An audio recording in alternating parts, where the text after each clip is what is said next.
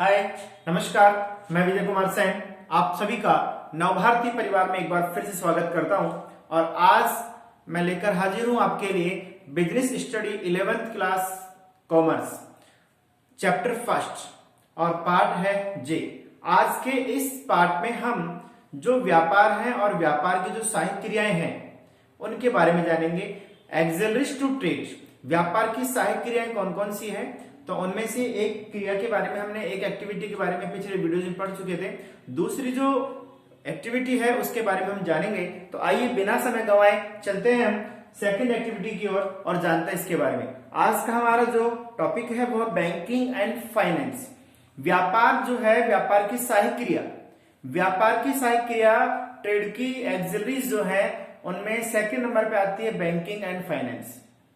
तो banking and finance किस प्रकार से ट्रेड की हेल्प करती है, ये टॉपिक हमें बताएगा कि बैंकिंग जो है वो ट्रेड को कैसे प्रमोट करती है, कैसे हेल्प करती है और बैंकिंग के द्वारा बिजनेस को, ट्रेड को क्या क्या बेनिफिट होता है, क्या क्या फायदा होता है। तो आइए पढ़ते हैं इसको। Banking and finance, business activities cannot be undertaken unless funds are available for acquiring assets, purchasing raw materials and meeting other expenses. Necessary funds can be obtained by business from a bank. देखिए, आपने तो सुना ही होगा कि बाप बड़ा ना भैया सबसे बड़ा रुपया। हाँ, दुनिया में कोई भी एक्टिविटी जो है वो बिना पैसों के नहीं होती है। आज के टाइम की अगर बात करें तो 95% एक्टिविटीज ऐसी हैं जो जिनका बेस क्या है, मनी है, पैसा है। तो ऐसी कंडीशन में हम बिजनेस की अगर बात करें तो बिजनेस के बारे में कहा जाता है कि बिजनेस का जो ब्लड है, जैसे ह्यूमन बॉडी के अंदर जो इंपॉर्टेंस ब्लड की है वही इंपॉर्टेंस बिजनेस के अंदर फाइनेंस की होती है, मनी की होती है। ठीक है। और फाइनेंस संबंधी जो भी एक्टिविटी है जो हम बैंकिंग से हमारी हेल्प हो सकती है। आप जानते हैं कि चाहे हमें असेट्स परचेज करनी हो, चाहे हमें रॉ मटेरियल परचेज करना हो, चाहे हमें मीटिंग करनी हो, या बिजनेस के जो और पार्टनर्स हैं उनके साथ में हमें और कोई एक्टिविटीज करनी हो, तो सब में पैसों की नीड होती है, फाइनेंस की नीड होती है। और इन सभी के लिए बिना पैसों के तो संभव नहीं हो पाएगा। तो यहाँ पर यही कहा है कि business activities can not be undertaken unless funds are available for acquiring assets, हमें assets acquiring करनी हो, या purchasing raw material, हमें raw material purchase करना हो। ठीक है, हमें raw material purchase करना हो या assets को acquiring करना हो, या फिर हमें कोई मीटिंग करनी हो। सभी में किसकी आवश्यकता होती है? सभी में फंड्स की आवश्यकता होती है। Necessary funds can be obtained by business from a bank, और जो भी आवश्यक फंड्स होता है वो हम कहां से ले सकते हैं? बैंक से ले सकते हैं। Thus, banking help business activities to overcome the problem of finance, और जो फाइनेंस की जो ओवरकम प्रॉब्लम है उसको भी सॉल्व आउट कौन कर सकता है? बैंक कर सकता है। Commercial bank generally land money by providing overdraft. हाँ, कॉमर्शियल जो बैंक होते हैं ये बिजनेस को क्या प्रोवाइड करवाते हैं? ओवरड्राफ्ट प्रोवाइड करवा सकते हैं। ओवरड्राफ्ट क्या फैसिलिटी? ओवरड्राफ्ट एक बैंकिंग फैसिलिटी है जिसमें जो बिजनेसमैन होते हैं या फिर बिजनेस जो है उनको कुछ समय के लिए जो बैंक बैलेंस उनके पास में है उससे ज्यादा पैसा निकालने की परमिशन दी जाती है।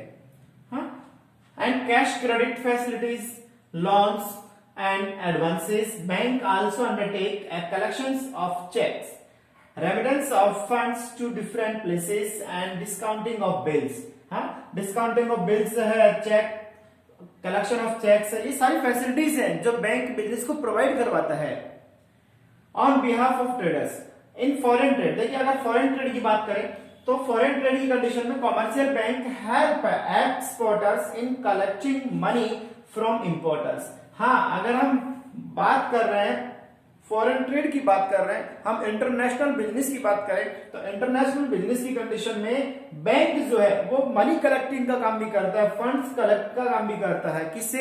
Importers, collecting money from importers. Commercial bank also help promoters of companies to raise capital from the public. हाँ, तो ये सभी वो एक्टिविटीज हैं, ये सभी वो हेल्प्स हैं जो बैंक एक व्यापार की, एक बिजनेस की करता है फाइनेंस के तौर पे, है ना। विदेशी व्यापार में वाणिज्यिक बैंक आयातकों एवं निर्यातकों दोनों की ओर से भुगतान की व्यवस्था भी करता है। वाणिज्यिक बैंक जन साधारण से पूंजी एकत्रित करने में भी कंपनी प्रवर्तकों की सहायता करते हैं। जो प्रमोटर्स होते हैं उनकी हेल्प करते हैं कि पब्लिक से क्या ले सके, फंड कलेक्ट कर सके। ठीक है।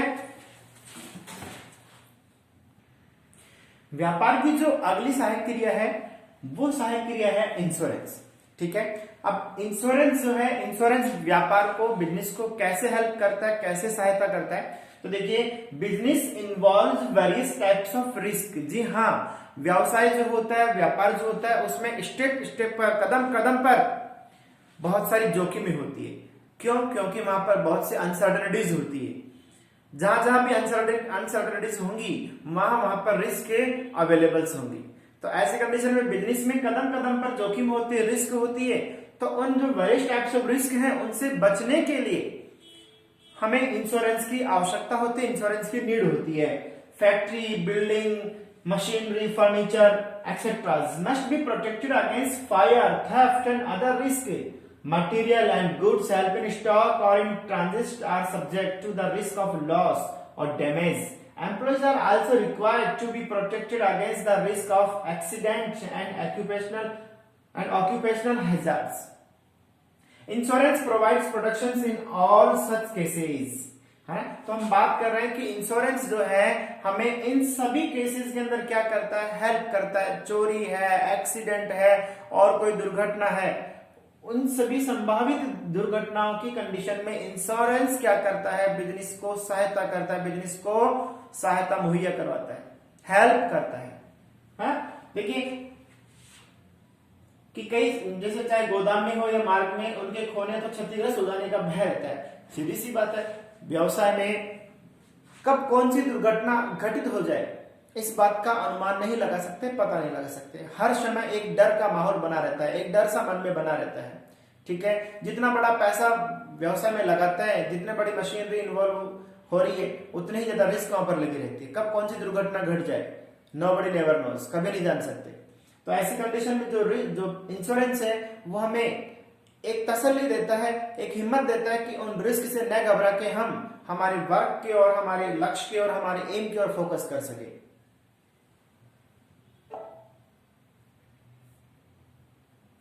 अगला जो सहायक क्रिया है वो warehousing. Warehousing means मतलब होता है भंडारण। देखिए, ये तो संभव नहीं है कि जिन चीजों का प्रोडक्शन अभी किया गया है उनको अभी की अभी काम में ले लिया जाए। That's not possible. आज अगर मान लो किसी फैक्ट्री में 10,000 यूनिट्स तैयार हुए हैं कोई किसी चीज के, तो 10,000 यूनिट्स को एक साथ में अभी कभी यूज नहीं ले सकते। तो फिर क्या किया जाए? ऐसी कंडीशन में एक उचित समय का इंतजार करना पड़ता है, जब उनकी डिमांड होती है, जब उनकी नीड होती है।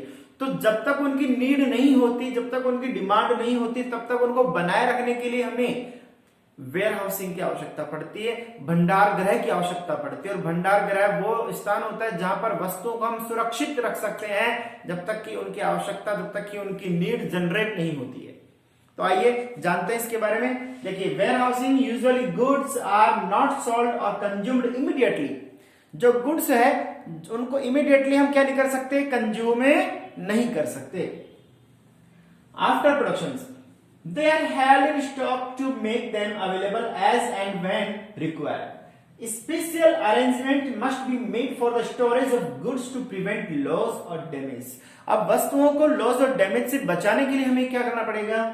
हमें उनके लिए स्पेशल अरेंजमेंट करना पड़ेगा। हमें उनके लिए क्या करना पड़ेगा? स्पेशल अरेंजमेंट करना पड़ेगा। और ये जो स्पेशल अरेंजमेंट है यही क्या है? यही वेयर हाउसिंग है, ताकि हम उनको बचा करके रख सके। किससे? लॉस और डैमेज से।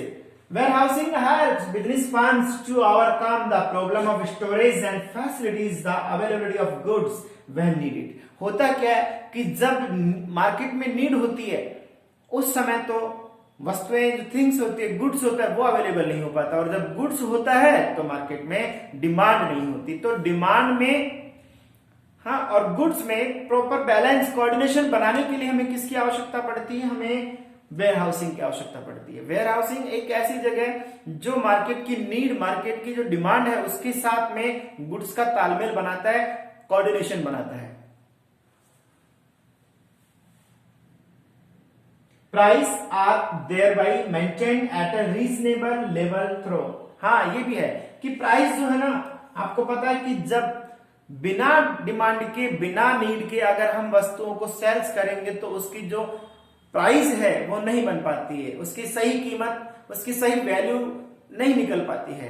लेकिन जब उसकी नीड होती है, जब उसकी डिमांड होती है, जब उस गुड्स को बाहर निकाला जाए, जब मार्केट में लॉन्च किया जाए, जब वस्तु को बाहर मार्केट में बेचा जाए, तो उसकी जो एक अच्छी प्राइस, एक अच्छा लेवल उसको मिल जाता है। तो ये हमें कौन प्रदान करता है? ये देता है वेयर हाउसिंग। ठीक है, चलते हैं अगले पॉइंट की ओर।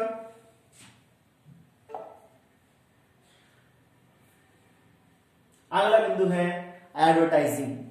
एडवर्टाइजिंग, देखिए आपने एक कहावत सुनी होगी कि जो दिखता है वही बिकता है। ठीक है, आज का जो टाइम है, आज का टाइम पंप एंड शो का है, आज का टाइम दिखावे का टाइम है। ठीक है, जो दिखता है सो बिकता है। अगर आप अपने द्वारा उत्पादित वस्तुओं की जानकारी लोगों को नहीं देंगे, लोगों को अपनी इंफॉर्मेशन नहीं बताएंगे कि हमारे पास में क्या चीज है, ठीक है, तो लोग आपकी प्रोडक्ट के बारे में जान ही नहीं सकते। इसलिए आपने देखा होगा कि टीवी में या फिर गूगल पे या फिर हम जो भी वीडियोस वगैरह देखते हैं, हर वीडियोस के बाद में एक छोटा सा विज्ञापन दिखाया जाता है। विज्ञापन क्यों दिखाया जाता है? विज्ञापन के पीछे दो ही चीज जानकारी है। एक, पहली बात कि ग्राहक को संभावित चीज की जानकारी देना, ठीक है। दूसरी चीज ये कि मार्केट में हम उनको विश्वास दिलाएं। जिस चीज का जितना ज्यादा विज्ञापन आता है, लोगों में उतना भी विश्वास बढ़ता जाता है। आपने देखा होगा, सुना होगा, कई सारे विज्ञापन आते हैं, कई सारे एडवर्टाइजमेंट आते हैं, जैसे पहले इस्तेमाल करो फिर विश्वास करो। हाँ, अभी पहले इस्तेमाल करो फिर विश्वास करो। अब आप समझ गए होंगे कि विज्ञापन किसका है। तो कहने का मतलब ये है कि विज्ञापन जो है, एडवर्टाइजमेंट जो है, ये व्यापार को प्रमोट करता है, लोगों में विश्वास डेवलप्ड करता है, लोगों को इंफॉर्मेशन देता है चीज के बारे में, और लोगों को परचेज करने के लिए प्रेरित करता है, मोटिवेट करता है। तो आइए पढ़ते हैं इसके बारे में कि advertising is one of the most important methods of promoting the sales. अगर हमें सेल्स को बढ़ाना है तो उसके लिए एडवर्टाइजमेंट हमें करना पड़ेगा of products, particularly and consumer goods like electronic and automobiles. Electronic and automobiles goods, shops, detergent, etc. Most of these goods are manufactured and supplied in the market by numerous firms, big or small. It is partially impossible for producers and traders to contact each and every customer. यह संभावित नहीं है कि जो producer है वो एक एक व्यक्ति से संपर्क कर सके, कांटेक्ट कर सके। ऐसी कंडीशन में लोगों तक अपनी इंफॉर्मेशन कैसे पहुंचाए, और उसका सीधा सा माध्यम जो है वो है एडवर्टाइजमेंट।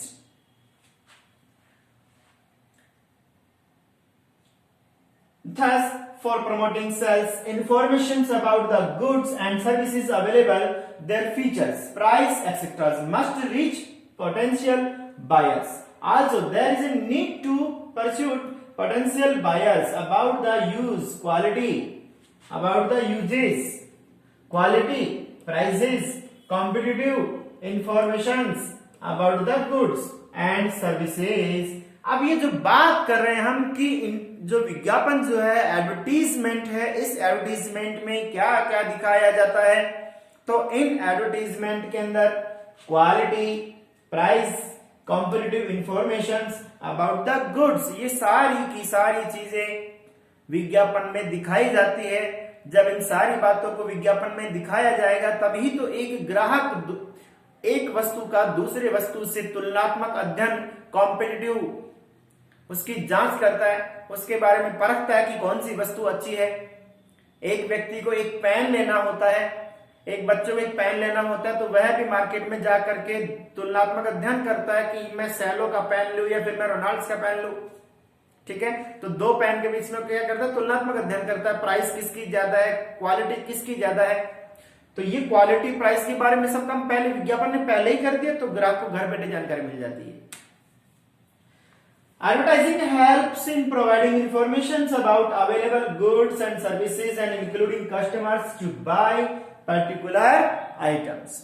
तो एडवर्टाइजमेंट जो है वो गुड्स एंड सर्विसेज की जो भी इंफॉर्मेशन होते हैं, इंफॉर्मेशन जो है, सूचना जो है ग्राहक को देता है, जिससे क्या होता है कि